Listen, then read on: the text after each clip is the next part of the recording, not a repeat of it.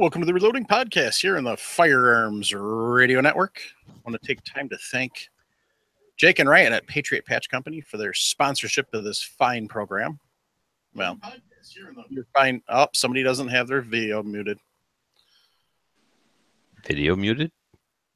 If you're watching this in the play screen where everybody else is with the chat, if you don't have it muted, then it feeds back like that. That's why I said don't be a Jason. Because Jason did that. I don't. I just clicked the link you gave me, so hopefully I'm good. Yeah, I think it's Jim. Okay. Jim, do you have more? I'm not on. No, I am on my iPad. I only have the screen. Oh, okay. All right. Fabulous. Must have been Jason. Could have been. Yeah. Could have been. Blame it on him. Anyway, Mike, you were doing an intro, and somebody interrupted you. So as I was saying, I'd like to take time to thank Jake and Ryan from Patriot Patch Company for their lovely patches and all the bandwidth support they give for this program. And I wanted to also take time to thank Sean and the Shenanigans crew at Firearms Radio Network, keeping us on the air. So since this is only like an hour program, Trevor, can you pair what you've done to, about 45 minutes? I'll just talk about a very few things because I've been gone for months and months. The summer was incredibly busy, lots of travel, lots and lots of shooting.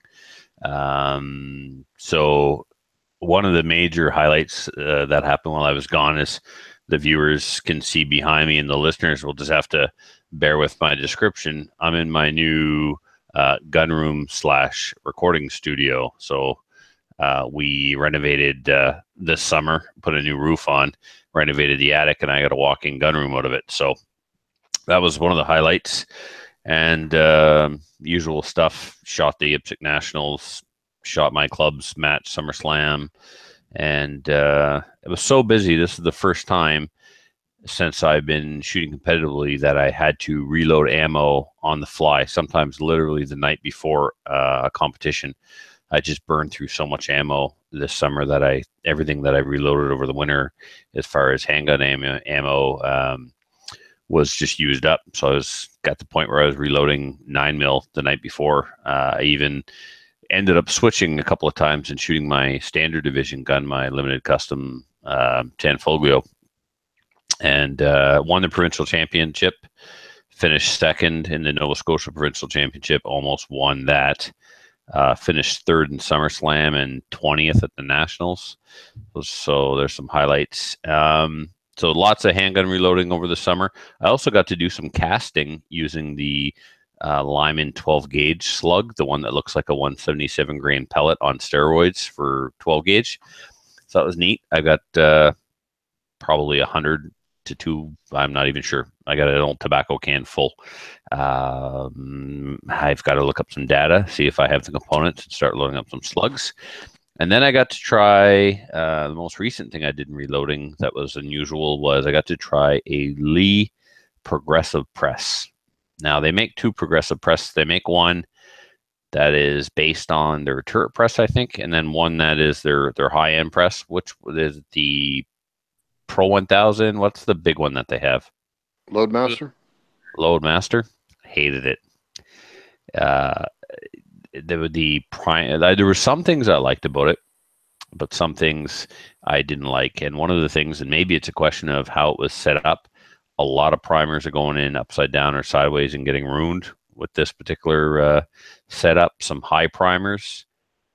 I think Lee is pretty innovative sometime at making some of their stuff work across many different platforms, but they're using the same primer feeding system for their single stage press that they use for their top of the line progressive press, and I think that is just cutting the corner a little too sharp to try and save a buck. And to me, that's the weak spot in that machine, is the primer feeding system. Out of 1,000, almost 50 are getting ruined, I think, with this press that my buddy has. And so other than that, I was going to say that's what's that, Mike? That's a fickle setup on that. That is by far and away the weak point of that. It does take a lot of tuning to get it set right. Once you get it set right and it's functioning properly, it does work nice. I've got about, 6,000 rounds through on mine without a primer flip. Really? But like I said, it's getting it set up right and making sure that there's nothing broken in there. There's a couple little small pieces in there that break. Right. I don't know if Lee's got a Canadian contact number. If they do, have him get a hold of Lee, and more than likely one of those little pieces is broken. That's what's flipping them. Oh, interesting. Okay, well, no, we don't need a Canadian number. We can call Lee directly. I've spoken to Lee several times, and their customer service is excellent. They've always been really good to deal with. Called me back on things before right away. So I will talk to my buddy Paul and let him know that there's got to be something going on, because he shouldn't be getting that many failures. Okay. So that's about it. Those are the highlights. Glad to be back. Hopefully now that the season is over, and if you look at the camera there, you can see my season is really, really over, because those stitches don't allow for much reloading of firearms or ammunition. So I'll be staying close to home for a little while. So hopefully, because archery is the only other thing that interferes with the reloading podcast in the wintertime, and that's going to be not until January to give my wrist a chance to heal. So once that's back in shape, I'll be running the roads again. But until then, hopefully I'll be on a weekly basis again. Excellent. So, Jim, what you been up to lately? Not much. I've got my computer set back up. I'm going to put Reloading Studio on my computer and see what I can accomplish with that. Yeah, Serge, I'm talking about you. Anyway, Reloading Studio, guys, give it a try. See what you think. But other than that, not really a whole lot. I found over this last week, I found an article where a guy, a Navy SEAL out down in Texas, he managed to score a hit at 5,000 yards with something called a 375 JMT or something like that. It's a Shy-Tech cartridge, neck down. When he's shooting a 420 grain bullet at 3,200 feet per second. That's going to take and leave a mark on both ends. But anyway, he scored a hit at, he had to walk it in, 37 rounds and all that to get a hit at 5,000 yards. But you know what? He did it. I don't care what anybody says. I don't care how much you want to denigrate it, split it apart. The guy took a hit, made a hit at 5,000 yards. I don't see anybody else doing it, at least not as well documented as his was. But anyway, over to you, Jason. What about you? Went up to the desert in Nevada a couple of weekends ago. Camped out. I went with Matt and Pete from Precision Marksmanship headquarters. And these guys are long-range shooters, so I hung out with them. And we had targets set out to 850 yards. And it was just kind of interesting to have all your dope written down for your different distances. And then 2 hours later, when the temperature and the atmosphere changed, you were changing your scope dope. So they were showing me how to document all that and whatnot. But it was just kind of interesting to see all that. But we had a good time. Go ahead, Joe. I was just going to say, now you know why the thermometer is so important. Yep. We had a good time and got to play around and visit. My Jake, my youngest, came up and his girlfriend camped with us. We had a good time. And today I went over to Terry Dillashaw's. He is getting into reloading for his rifles now. He's just been a pistol reloader, but now he's getting into the rifle. And he had questions about the program for the reloading charges. I forgot what it's called already. Quick load? Quick loads, thank you. So I went over there this morning and drank his coffee for him and helped him figure out quick loads. And showed him what to pay attention to. So I think he's dialed in pretty good now. He and I are supposed to go shoot next weekend now. So we'll see how his hard work turned out. How about you, Mikey? My usual little piddling of loading up some 9.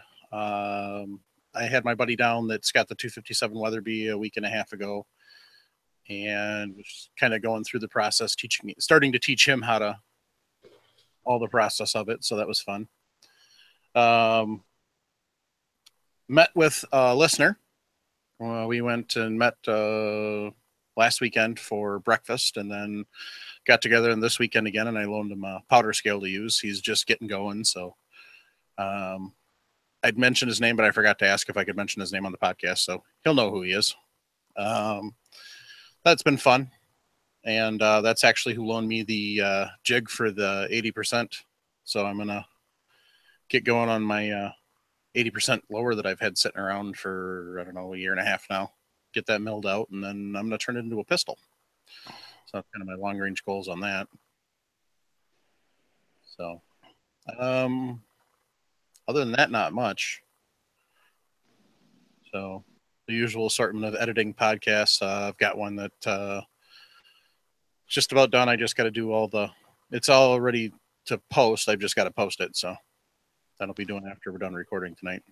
So it was the first one that we recorded, that Jason and I recorded with the video, and the audio was so much better. So, but I did figure out what's the problem I had before. My cute little handy dandy digital recorder, when I had that corrupted SD card in it. I don't know if it was when I was going, I think it was when I was going to format the SD card. I might have changed a setting or two, because it's a nice little setup. But if you're trying to go change any settings or anything, it's kind of janky, because it's got a little slide switch and a little push button that you got to try and do. So I think I might have done that then. So, but that's pretty much it for me. So there's another change, but we'll cover that a little later. So first up tonight, we've got an email from a listener named Orner, and it is a follow-up from our Turner Ream show a few weeks back. It says, hi guys, thanks for the valuable information. To follow up, I took the Winchester 308 brass and annealed and turned the necks on a Hornady neck turning tool. The turning mostly took off brass from about 50 to 60% of the neck and improved the concentricity to about 5 10,000ths to 1 10,000 or 1,000. I loaded up with my previously developed load of Varget and had some fun at the range. The net end result was a group of 0.49, which is a little worse, but I blame that on the trigger puller. Yeah. I'm suffering from that same problem often. The big improvement came in the standard deviation of the load. The pre-turning SD was 7.8 feet per second, and the post-turning dropped the SD to 3.9, a huge decrease. I was very happy with the results, but then came the realization that the Winchester brass, though good, was not going to get any better. That, in combination with the fact that the brass has been shot 5 to 6 times, did not keep an accurate count, led me to retire that brass and invest in some Lapua brass. The initial fire forming load yielded a 0.6 group and an SD of 4.7 FPS. I expect that future results will improve. By the way, the Lapua brass came out of the box with a 7 10,000ths, so I did not bother turning the neck. Thank you for the information. I always look forward to your show, Warner. So it's good to get some feedback from the information that we gave out. Jason, that was when you were talking about your neck turning and going through the process on that. Mm-hmm. So it's good to see kind of the before and after results. And what episode was that, Mike? It was just a couple back. Let's see. Spinning and popping? No, turn and ream, 172. Yep. Downloading now. You guys remember I bought the neck turning kit last year, the what was it? The one that Brownell sells, I want to say Wilson something. Ellie Wilson, yeah. Yeah, Ellie Wilson. Uh, all the all the necks have been turned, all the rounds have been loaded, and I've had zero time to do any testing. They're all sitting in bags, labeled with how much was taken off the neck, basically, both for my 308 and my hunting rifle, and yeah, nothing. I'm hoping now that I can shoot with my busted left hand because I'm just going to shoot off of the bench. Now that the competition season is over, hopefully I'll get out and do some testing before the snow flies. You better hurry up. That's like Tuesday, isn't it? Northern British Columbia had a record snowfall that canceled school last week. So depends on what part of Kanakistan you're in. They cancel school in Canada? My God. Yeah. Oh yeah. Yeah. Yeah. They cancel school every days. Must take 4 feet of snow though. Yeah, at least a foot. If we get a foot that falls in one storm, we're done. I know I've been in Toronto, literally in Etobicoke, and I've seen the way they plow snow up there. They don't play around. Yeah, and they don't get much out there. If they get a real bad dumping at something, but they're probably in, except for Vancouver, they're in one of the better climates for as far as getting snow. All right, that's enough swearing. We're gonna have to change the rating on this, so we keep dropping that S word around here.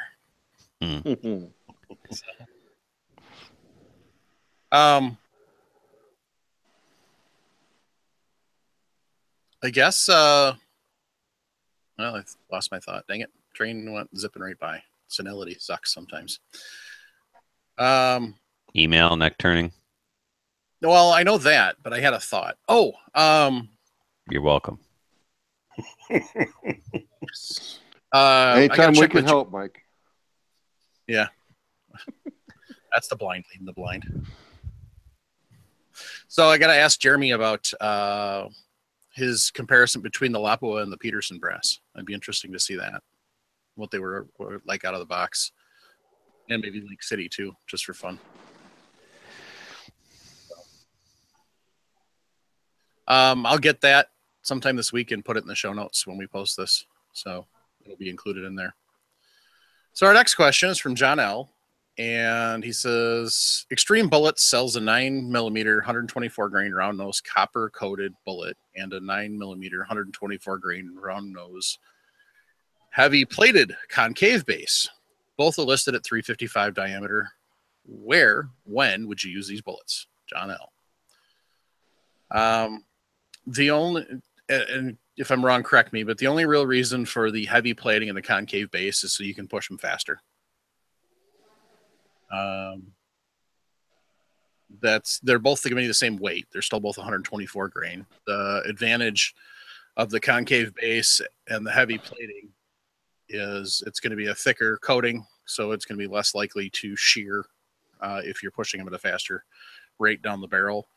The other theoretical that I've heard, but I've never proven, is the heavy plating actually gives you more consistent bullet as far as diameter goes. Would the 124, like if you took a 124 grain bullet and compared it with a flat base and compared it to a 124 grain bullet with a concave base, could you get a longer bearing surface on the one that has a concave base and keep the weight the same? As if you look at a 115 grain bullet, a 124 grain bullet, a 147 grain bullet, the 147 grain bullet is obviously longer than the 115 because there's more material. The material's got to go somewhere. It can't go into the diameter, so it goes into the length. Can you get a longer 124 grain bullet keeping the weight the same by having a concave base? I would think so. I'm looking, honestly, is the fact. I didn't even think about that fact. It's not going to be much of a lengthening of the shank, Trevor, but it is absolutely a definite lengthening of the shank. Probably you're not going to get more than 5 thousandths, 10 thousandths. It might not sound like a whole lot, but remember when you're out there at the razor's edge of competition, every ounce of help matters. Mm. I'm thinking 15 thousandths at the most, with a nice deep hollow cavity at the base of it.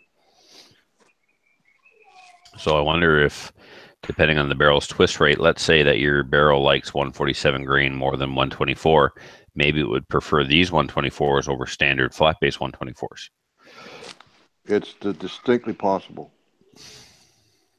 Looking at them, Extreme doesn't have specs on their site, but just looking at them, there isn't much physical difference because it's not really that deep of a concave. It's just a slight. Yeah, I don't know if there's a specific answer, like when you would specifically have some kind of scenario that would call for a concave-based bullet or a bullet with a thicker jacket. You know, I can't think of a game or an application where it calls specifically to make sure your jacket is thicker or make sure the bullet's concave. I just think that the application for these bullets, whether it's copper wash or full metal jacket, if they're round nose bullets, pretty much all they're good for is target shooting. Yeah. Well, like the guy said, you know, like you shoot 38 Super, don't you? No, I shoot 9 and 40 in competition. Well, even so, there's such a thing as a power factor. And Yep. with a faster bullet, you're going to get heavier power factor. That's probably where that would come in. Well, the copper wash is going to have less friction in the rifling than the copper jacket. Just like you taught me, Jim, the reason why my powder coated bullets go so much faster than my full metal jacket bullets is just that the lubricity of the coating causes less friction than the metal jacket. So I take a 124 grain copper jacket or full metal jacket and compare it to a 124 grain polymer coated or powder coated. I can get much more velocity. Well, not much more. I get a noticeable increase in velocity with an equal powder charge. If I got 5 grains in both cases, the 5 grains is going to push that powder coated bullet a lot faster. And I think same would be true, would it not, for copper wash versus plated? Well, copper wash, yeah, it's very, very thin. You don't want to drive that much more than pure lead. But the heavier, thicker plated jacket, what they call the TMJ, as opposed to the FMJ, you're going to have a bit more. You might have a 2000s coating, which the rifling will cut in deep enough to be inside of that jacket, but it's going to take a lot more energy.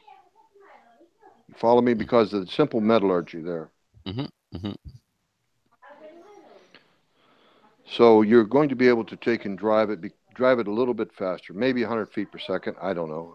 I just simply haven't gotten enough far into it. Yeah. That's one we could throw out to the listeners. Jason, you got 2 cents on that?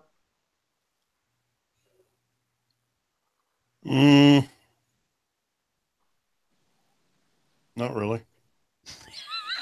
Well, you gave it some good thought. Like, at least, you know, when we do this on Skype, we can't see how determined you look when you're thinking, but I can tell now that we're on camera, you thought about it. So I gave it some effort. You did, yeah. I could tell.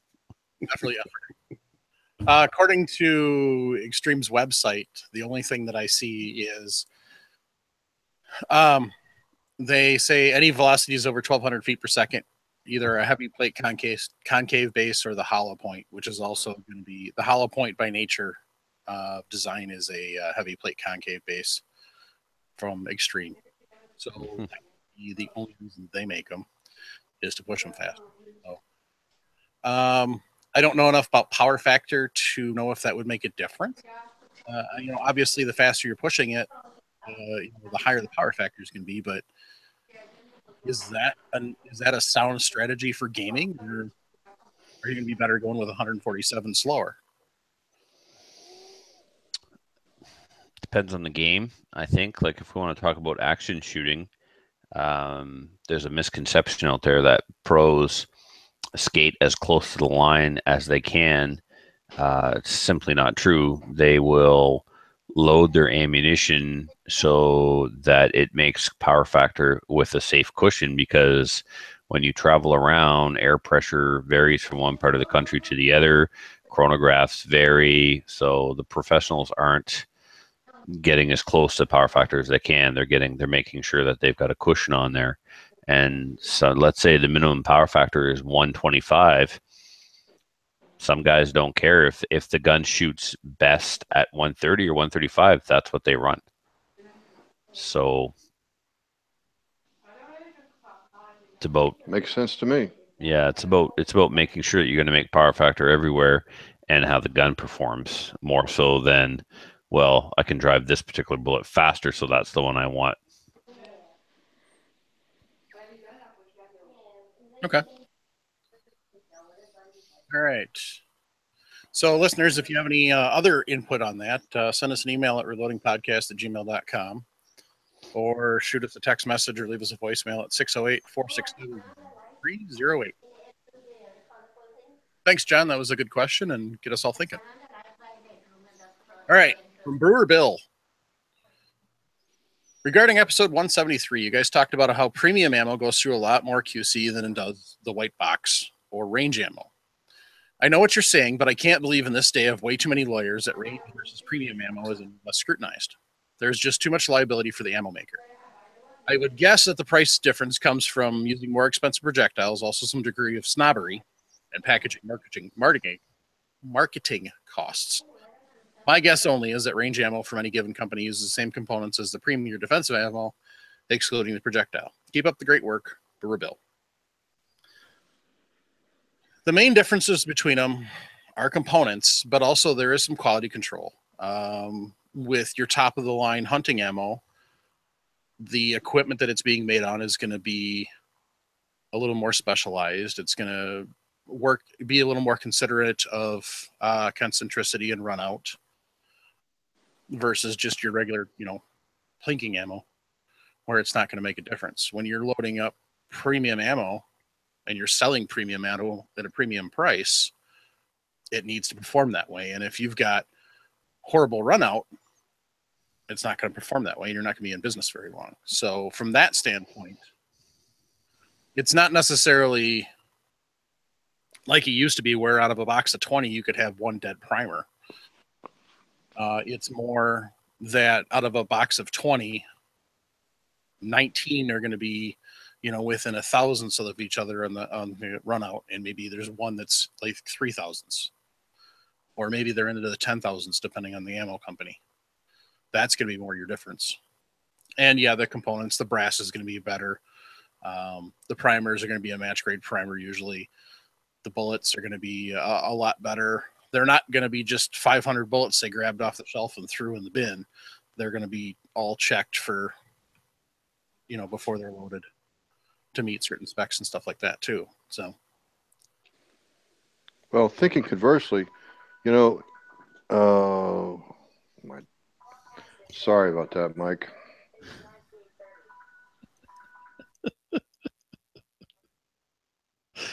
The more things change, the more they stay the same.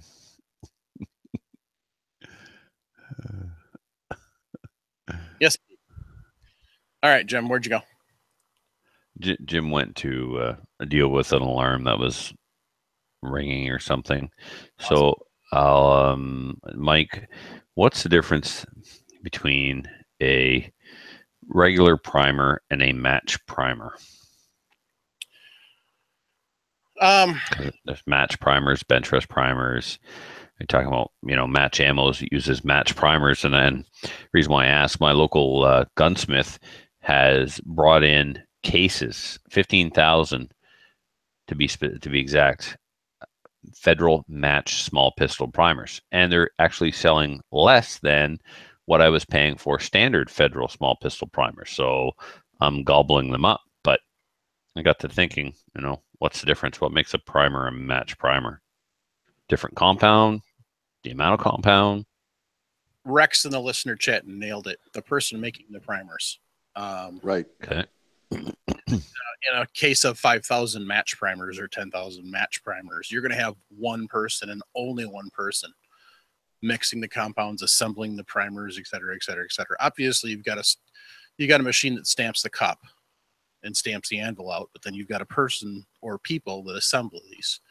With your standard primers, it may be more of an assembly line type thing, where 2 or 3 people, one person puts chemical in, one person puts the anvil in. And with a match grade or a bench rest, you're going to have only one person that's involved in that whole entire, from the start to the end. So it's going to be a more consistent amount of chemical in there. It's going to be a more consistent location on the anvil, and everything is going to be more consistent primer to primer. And that's your big thing with the match grades. It's not a hotter primer. It's not a, no, because that'd be a Magnum primer.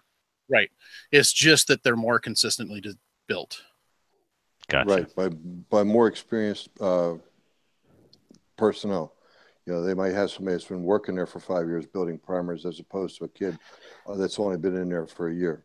I apologize to you and the listeners for that, but that alarm you heard going off is actually the warning me about the podcast time. Sorry about that. That's okay. We'll just laugh at you about it. I deserve it. All right. So what were you going to say before you had it out, Jim? I've lost my train of thought.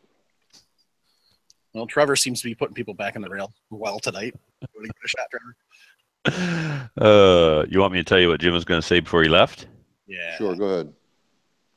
You were going to address the listener's question about match ammo, and is it simply marketing? Is it better components, or is it better assembly?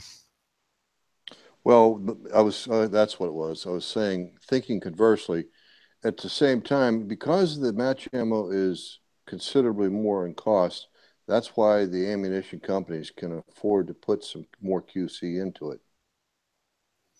You know, because it's simple, let's face it, quality costs money. I'm assuming also it's done in smaller batches as well. I would say that.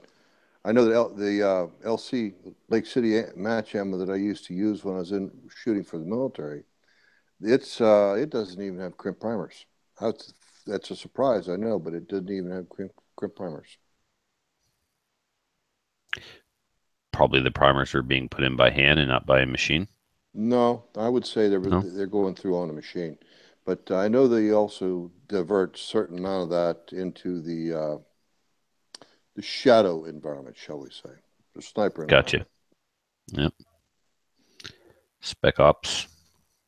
Oh yeah. You bet. The folks we love the most.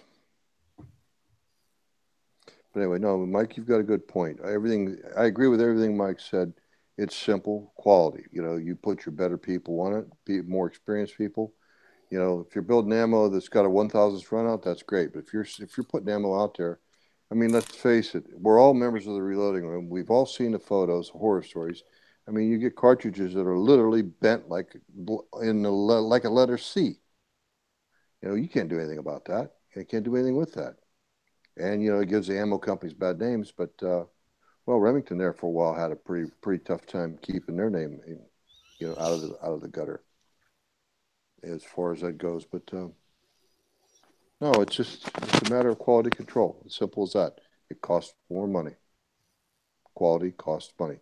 Look at I could do the same thing with an old Ford Tempo that you can do with a brand new Cadillac Escalade. Get to one from A to B. It's all a matter of how you get there. I'm done. All right. So on to question 4, which is from Jared. I'm new to reloading and new to your podcast. Keep up the great work. I'm currently setting up my Hornady lock and load progressive to load up my first batch of 308 for my Ruger SR 762. My goal is to reach 2,600 to 2,700 feet per second with 150 grain Hornady PSP using Winchester brass and CCI 200 primers. After much research, I've chosen Alliant Power Pro 2000 MR for powder. I chose this powder for its ability to reach higher velocities at lower pressures, smoother metering, and less temperature sensitivity compared to other spherical powders. I live up in Oregon, which has a wide temperature range. However, since I will be working on my load in the winter, I will not know the effects of the 100+ degree weather on my load pressure. Once I find the proper powder charge, which will probably be on the higher end, how many grains should I back down to ensure the pressure won't peak in hot weather? I've read forums where others have said this powder has a 1/10 to 3/10 feet per second gain per 1 degree of temperature change. The Hornady listed max is 51.2 grains. I plan to start around 45 grains. Thanks, Jared. So this is kind of one of those we really haven't covered is, we talked a little bit about it when we had Chris Hodgson on about temperature sensitivity, but we haven't really talked about it as affecting loads. So, well, isn't that why we use powders from the Extreme line? Because they're not temperature sensitive, so we can rule this out. Right. So being a Canuck and never knowing what it's going to be like or when I'm going to shoot, I try and use Varget as much as possible and benchmark and stay with those Extreme line powders, because this is one of the things that I can just forget about. Yeah, that is one of the advantages of that, is not having to worry about it. But that doesn't really answer the listener. Sorry. No, it doesn't. Jason, you probably have the most experience with where you live, given temperature swings. Is this something you really take into consideration, or have you really noticed? I notice it some. But I was thinking about the 2000 MR. I wish Jeremy was on, because he's really familiar with that powder. I'm not as familiar with it. As far as being temperature insensitive, that's not exactly correct. It's less sensitive to temperature. But temperature affects any powder. I don't care what it says. It will affect it a little bit at least. So, and as far as the 0.1 to 0.3 feet per second gain per 1 degree, I have no clue. I really couldn't say about that one. All right. Well, I'll try and get a hold of Jeremy and see if we can't get him to do some recording on this question, because I know he does use 200 or 2000 MR. So as far as the rest, I'll shoot an email to Chris and see if they've got any suggested facts on pressure change or feet per second change with temperature change. And then we'll follow back up with this in a couple of weeks and see what we come up with. I would like to say one thing to the listener, and that would be to please be careful with this ammunition that he builds in the wintertime versus the summertime. The safest way to handle this problem or issue may well be to back off at least 5% and chronograph your ammunition in the summertime and see what kind of results you get. Remember the old sniper's trick of in cold weather, when they put their ammunition inside their t-shirt up against their skin to gain elevation and to increase the temperature of the ammunition. So, that's with LC Match as far as that goes. But the point is, it's there. Just be careful, and, if you have to, work up a second load for the summer, as far as I can see. Okay. So, yeah, Jared, we'll follow up with this in a couple of weeks, and we'll get some better answers for you. So, any questions from the listeners? It doesn't look like it. But just so you all know, we are going to start recording on a regular schedule now, using Google Hangouts, YouTube Live, whatever you want to call it, doing video. And we're going to start at 8 Atlantic, 7 Eastern, 6 Central, 5 Mountain, and 4 Pacific. So if you want to join in, we'll post the link for it in the Reloading Podcast group and on the Reloading Podcast Facebook page. Otherwise, you can just go to YouTube to the Reloading Podcast channel, and it'll be shown there too. So it's going to definitely, we definitely like having the video. It gives us better options as far as if we got a product to show off, something like that. I did an interview with Mod Walls, with a couple of the guys from the Mod Walls company, and we're actually going to, I'm going to get that video out to the guys this week, and then we'll air that for you next week on the video, on the recording next week. So, and I've got some interesting stuff that's going to happen with that as soon as I get some funds here, which means I got to quit building guns. I came up with, Don't do that. Don't do that. but seeing Trevor's wall behind him kind of reminds me of what I'm looking at. I came up with, looking at their system, I came up with a way to actually display the presses and everything on their mod wall using,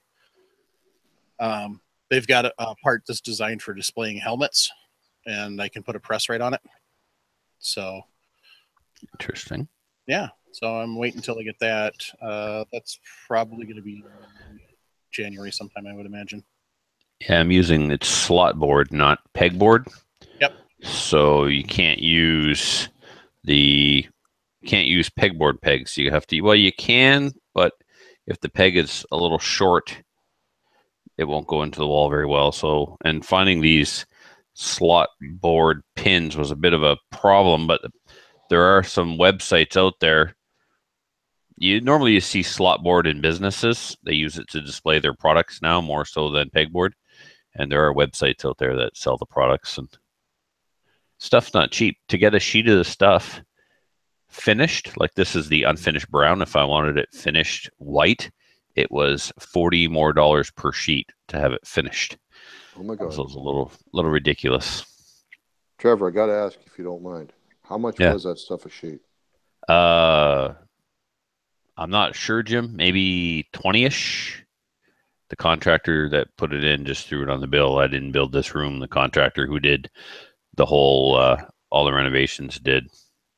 So it got, when he told me though how expensive it was, that piece behind me there, Jim, that you can see underneath the pistols. Yes, sir. I see it. That was all leftover. I said, dude, I don't care what you do. I don't care what the seams are like. There's none of this going in the trash. Finish up that wall. Because that wall wasn't actually supposed to be finished. But in the end, I didn't have enough wall room for the guns that I own. So I had to get that wall done. And of course, you can't see the seams from here. But anyway, at that cost, I didn't care if it had seams or not. So you bet. But hopefully in the end, I'll do the perimeter of the room here with rifles standing up, because I'm all out of wall room, which is, somebody said fill her up, so challenge accepted. I'm gonna fill her up as well. You should. So Conan over in the chat says some reloading data calls for COAL, while other reloading data calls for a different COAL. Can you touch on that? And he says for the same caliber and bullet weight, that is.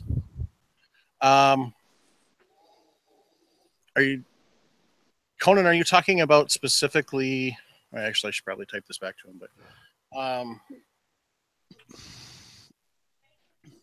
same manufacturer, I would be wondering. For the same caliber and bullet weight, that is. Yeah, but I'm wondering, is it for the same manufacturer that they're? How do I see the chat? You have to go to YouTube. Jason? Oh. Jason, do you have a bolt gun at 308? Yes. Do you load your 308 the same exact length for your bolt gun that you do for your AR-10? No. I would imagine on your bolt gun, you're running your ammo a bit longer, maybe 60, 70 thousandths longer. But you don't have to worry about fitting it into a magazine, correct? Correct, yes. But just into the magazine well in your bolt gun. My bolt gun's a single shot. Oh, that's right. You got a 40X. I forgot about that. So you can run that. You could probably run that as much as a half-inch longer if the bullet were long enough and you weren't jamming it into the rifling. So there's one good scenario right there where AR-10 ammunition fitting in a magazine is not going to be the same as fitting 308 ammunition into that 40X of yours.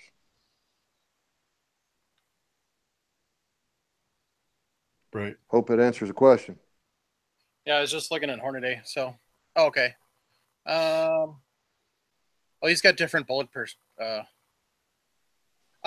manufacturers. Yeah. So he said, Conan said, example, Sierra may call for one COAL while Hodgdon calls for a different COAL of the same caliber. Some of that may be their test vessels. So. Some of it might also be the, I know he said same bullet weight, but remember the ogive from a manufacturer to a manufacturer is quite different. And that will create a longer and shorter bullet.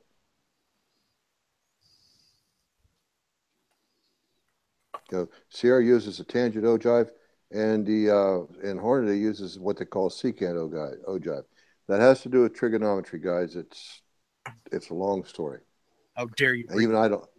Yeah, bring dirty words like trigonometry into the conversation. But anyway, no. So secant ogive is part of a circle. Yeah, well, remember we're looking at the bullets in profile.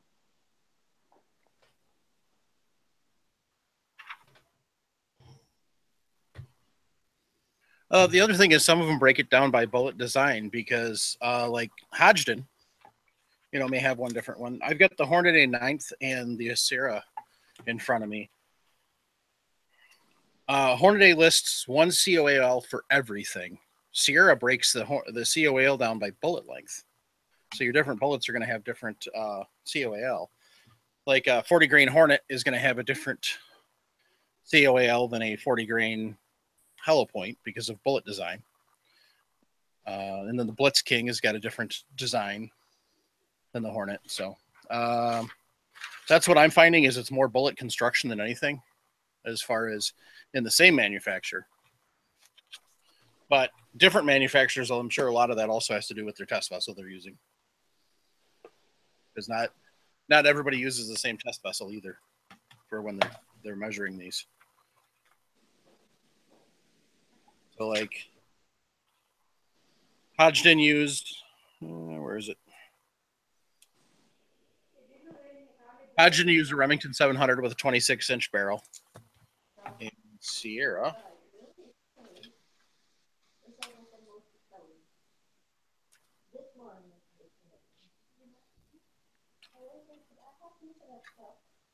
come on, flip faster.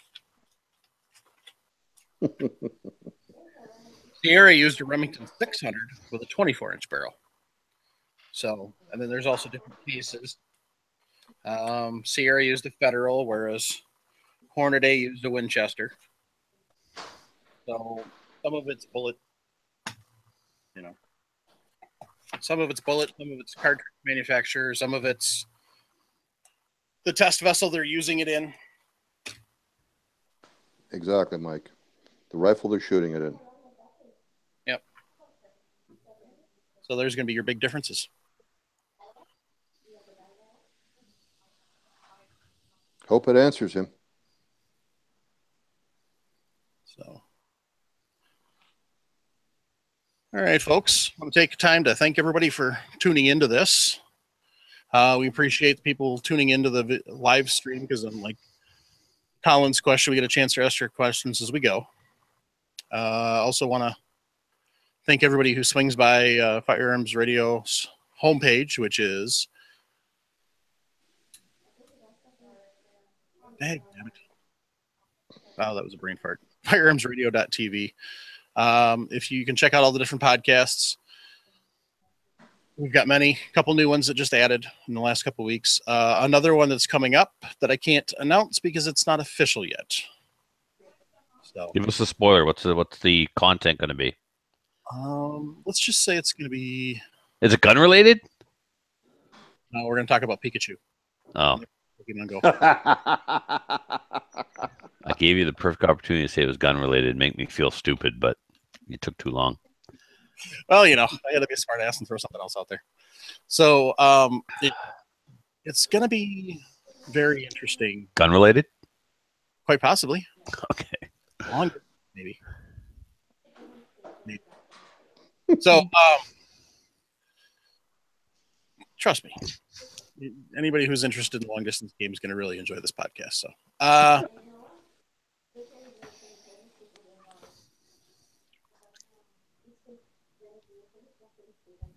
Jim, the people on the audio podcast will not hear that thumb. Oh, Jiminy Crickets. And no one, it's the arthritis creaking. No one else knows that you put the thumb up.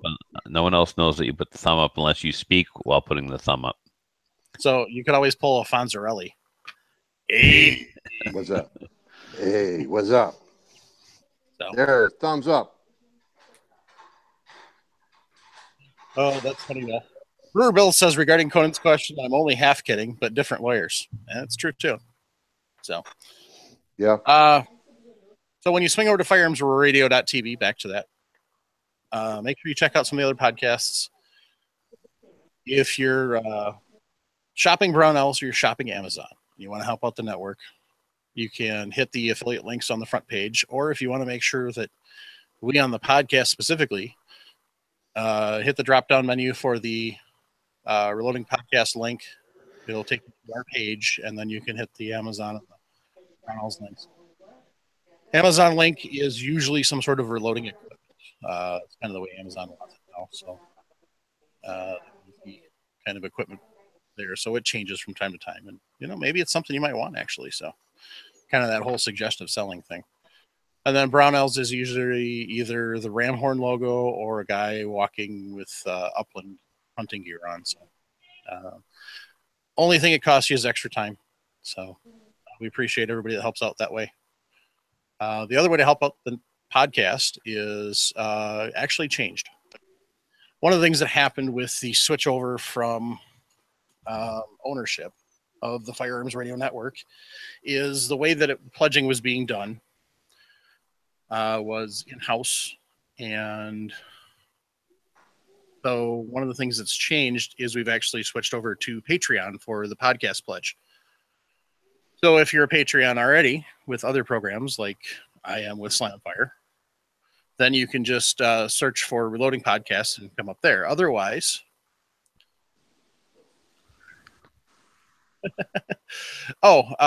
Jim, Burger Bell says, Jim, now that you're more settled, could you get some more video on your DIY wooden storage boxes? We'll have to make that an upcoming episode. Storage box. Yeah, that'd be a good one. Okay. So we switched to Patreon. Still the same levels, still the Patriot Patch of the month option, the $5, the $10, the $20, which is the Patriot Patch of the month, and then the $35 level. But it's a little easier process now, and you can just go to patreon.com. It's easier on both ends. It's easier for you all to sign up, and easier if you want to change your donation. Basically, with the old system, the only way to change a donation level was to actually cancel it completely and then go through the process and start all over again. With Patreon, you can actually pop in anytime you want, change your levels really easy. And plus, it's easier on our end for keeping track and everything like that. So we greatly appreciate everybody who is willing to send us their hard-earned money.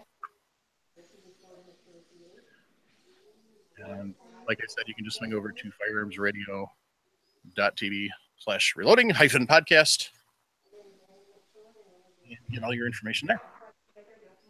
We do have one review tonight, and it's from Fly for Trout. Sorry, rating of 5 stars. Title: Favorite Podcast.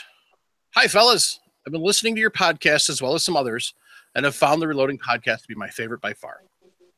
The relationship you all have with one another and the way that you include and engage your listeners is to be commended. Well, thank you. I was involved in the tool and die industry for 26 years, so I tend to relate to Jim quite well. I'm sorry about that. That being said, I think I'm not top notch. I do have a question. Hey, Jim, I have heard you made reference to using a bullet trap. Is that a store-bought unit or a homemade setup, and do you use it indoors? I live in mid-Michigan, and it gets a bit nippy in the winter, and I would like to shoot in my pole barn. Thanks to all for keeping me smiling while driving this semi up and down the roads. Jim M. Jason. Yes, sir. Tell me about the bullet trap that you and me made. 5-gallon bucket filled with sand and a rubber front door mat over the top of it, and a lid snapped over the top of it, and lay it down so you're shooting into the lid, and that rubber will help keep the sand from falling out of the lid as you're poking holes in it. Well, now let me ask you this. Would you fire that indoors? Indoors? No, I'd prefer to keep what little hearing I have left. Well, what I meant was like, Jason, I know you have an outbuilding out there. I used to have a barn. Well, that's what I meant with proper hearing protection, of course. What I'm getting at is, yes, sir. Yeah, as long as I didn't miss, yes, I would. Exactly, as long as you didn't miss. that would be on the shooter. But the point is, you know, how deep you shot at it with a 444 Marlin, and you were shooting 250 grain Keith semi-wide cutters at what, 2,000 feet per second, maybe? Yeah, maybe a hair over that, as a matter of fact. That's pretty serious business. In fact, I've read specifications from the U.S. Army that say that even a 50 caliber round cannot go through 18 inches of sand. And I do believe our buckets were about the regular, ordinary 5-gallon bucket you buy at Home Depot or wherever. And I do believe those buckets are about 18 inches tall, maybe 24. I forget. But would you say that they'll stop just about any handgun bullet that's made? Mm-hmm. Heck, guys, that particular homemade bullet trap that Jason and I made, Jason made it unbeknownst to me. He did it to test with his rifle. I was just shooting my 40 S&W at it. And, yeah, I missed a few times. I got a few holes in the side of my bucket. But, you know, that's on me. But the point is, that's how simple the bullet trap was. Just an ordinary bucket filled with sand with a rubber top plate, and then snap the lid down over it, lay the bucket on its side in a cradle, and staple your target onto it, and have a good time. Yep. Hope that answers Mr. Fly for Fisherman, or whatever your handle was. And thanks Fly for the compliment. Say that again, Michael. Fly for trout. Fly for trout. Thank you, sir. I appreciate that. Because if you're going to go fly fishing, there really isn't anything else you want to chase after. Salmon. Steelhead. Well, around here, which would be Wisconsin and Michigan, it's trout. And technically, salmon is part of the trout family, so There. those steelheads. Problem is, if you go fly fishing for salmon around here, by the time you catch one, you paid about $100 a pound for it. Ouch. That's no fun. Although I do want to fly fish for muskie sometime. That would be fun. A couple of guys have done that. Oh, my God. Yep. That's right. How do you fish for muskie without a steel leader? Well, that's part of the challenge. It's a slightly Carefully. different rig, but Very carefully. Yep. So, no, there's a few people that have done it. So, but I got to learn how to use my fly rod first. So, That's a good start. Yeah. Yeah, it didn't help. So, 11-2. 11-2. alrighty. Anybody have any This shout is out? a reloading podcast. This is a reloading podcast, not a fisherman show. Tying flies and loading your own ammo is pretty close. Yep. Yeah. Yeah, right.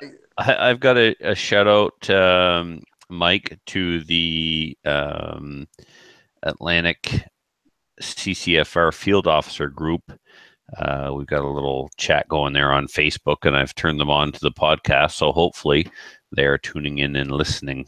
So to you CCFR Atlantic field officers, hey, what's up? Howdy. Anybody else? Yeah, howdy and welcome, gents. Well, I already threw my shout out there. All right. So, just thanks everybody that supports the podcast. We appreciate it, everybody. Whether it's sending in emails, letters, tuning into the chat, sending messages that way. Whether you're a pledge supporter or a Patreon supporter, anything, everything. It's all great. It's all awesome. We appreciate it all equally. Just thanks everybody for tuning in. So, and on that note, we thank everybody, and keep your brass shiny. Nobody's going to keep your powder dry. Jason must be sleeping. I thought somebody else was before me. Yeah. No. Yeah. You've always followed Mike. Really? Yeah, always. Okay, keep your powder dry. Brass prep sucks. I'm small. Miss Small. And squeeze. Don't yank that trigger. Thumbs up, guys. Thanks for Squeeze it, Danny. Squeeze it. Good night. listening.